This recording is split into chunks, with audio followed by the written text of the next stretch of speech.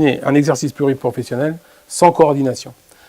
C'est tout l'intérêt des maisons de santé et des pôles de santé qui, justement, grâce au financement de la CIP, permettent de financer des postes de coordinateurs. Ces coordinateurs étant en lien avec tous les professionnels de santé du pôle, mais aussi, pourquoi pas, des professionnels de santé qui pourraient intégrer ces pôles, même s'ils sont éloignés hors les murs.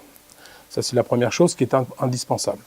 La deuxième chose, c'est que il faut que les jeunes médecins généralistes qui vont intégrer cette médecine de ville ne se sentent pas seuls. Ils ne sont pas seuls, ils ne sont plus seuls. La médecine, si j'ose dire, la médecine à papa des années 50, ça n'existe plus. Le médecin isolé dans son secteur, ça n'existe plus. Et vous, jeunes médecins, vous serez amenés à travailler en exercice coordonné en s'appuyant sur toutes les compétences qu'il y a autour de vous et en s'appuyant sur la coordination, justement, de cette pluriprofessionnalité.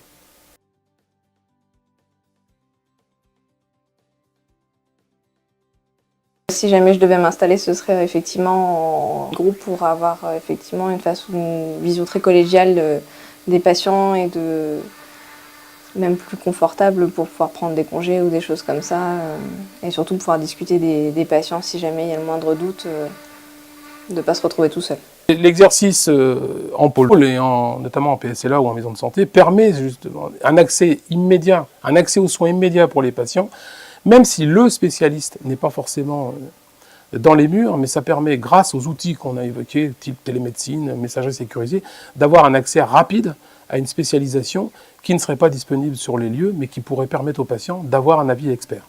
Et qui permettent aux médecins aussi d'avoir un avis de ses pairs. Pour l'instant, je ne connais pas les protocoles qui ont pu être développés en Normandie, parce que dans notre formation, on fait assez peu de libéral. Ce qui est important dans l'exercice pluriprofessionnel et pluridisciplinaire, c'est le développement des protocoles. Nous, infirmiers, nous avons énormément d'actes qu'on ne peut pas faire, qu'on ne pourrait faire, qui viendraient en appui aux médecins généralistes et aux autres spécialités, qu'on ne peut pas faire sans protocolisation. Pour des raisons, parce que c'est non inscrit à la nomenclature ou c'est non inscrit dans notre décret de compétences.